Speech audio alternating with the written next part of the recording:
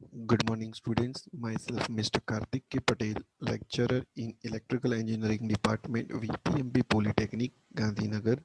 Subject name Electrical Traction and Control. Unit 3 Traction Motor and their Control. Topic name is Traction Motor. The objective of the today's session is types of motor, classification of motor, DC series motor, DC shunt motor, comparison of all motors. Now, classification of motors. Here we are use the different types of motors for the traction purpose. First one is a DC motor. There are the two types of DC motor. First one is a DC series motor and second one is a DC shunt motor. And second classification is and type is AC motor. There are the following four types of AC motor. First one is a single phase AC series motor, three phase AC induction motor, linear induction motor, and repulsion motor. So that there are the two classification. First one is a DC series a DC motor and second one is a AC motor. Now the you saw in a screen the classification of motor in AC and DC, and for the traction purpose we are use the single phase motor, and in a DC we are use the series motor. There are the two types of the motor we are use for the traction purpose. Now DC motor, this is shunt motor and series motor. Why it's called as a shunt motor and series motor or compound wound motor? In a DC series motor, there are the two winding is there. First one is a parallel winding and second one is a series winding. You saw in a peak one, the shunt windings are parallel connected to the armature winding, so that it is called as a DC shunt motor. And now DC series motor, the series field windings are connected to the armature with a series, so that it is called as a series DC motor. And the shunt winding as well as series winding both are connected, so it is called as a compound wound motor.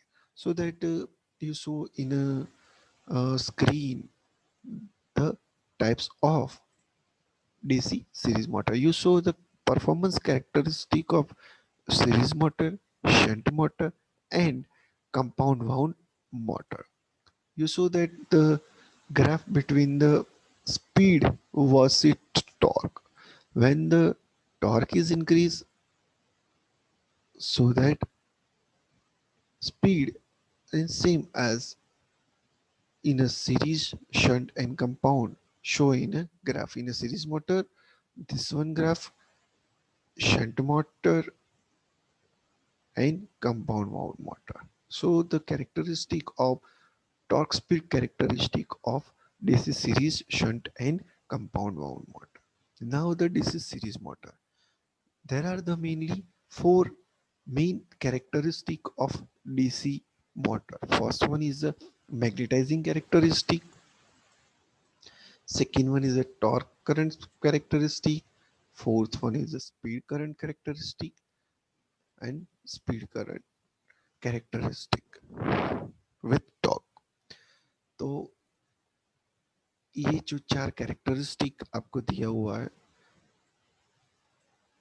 तो armature current versus flux, torque versus armature current, speed versus armature current and speed versus torque. So there are the four main characteristic of DC series motor. You saw in the animation graph a picture. There are the two pole N and S, and the field armature windings are continuously rotating between the two pole, north pole and south pole. Get it? So these are the mainly. characteristic. This is the 2 mark question for the GTU examination. Now the magnetizing characteristic.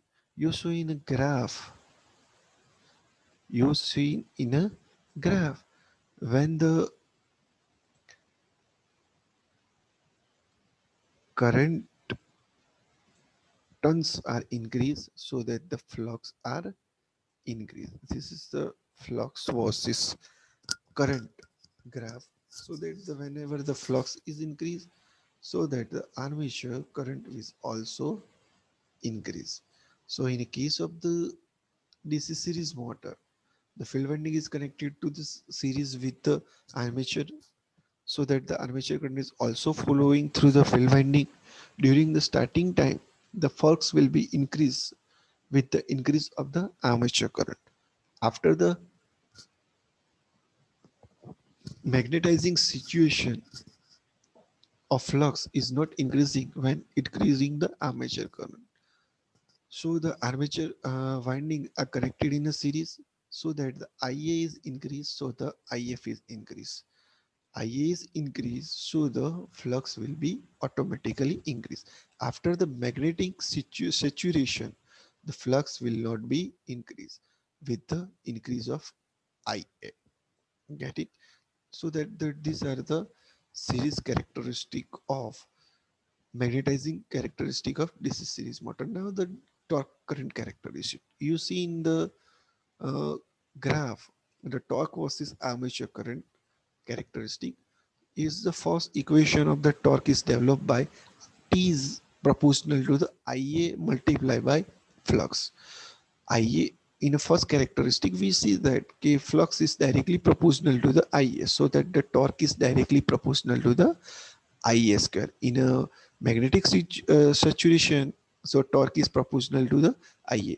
So in the starting condition, the torque is directly proportional to the Ia square, and then after Ia, right?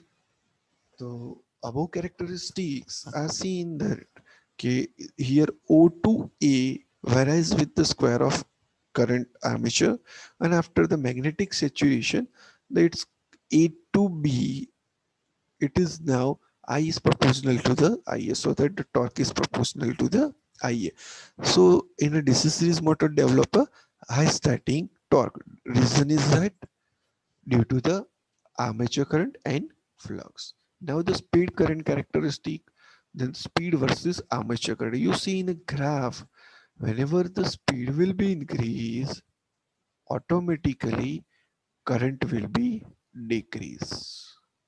It is called as a speed current characteristic of DC series motor.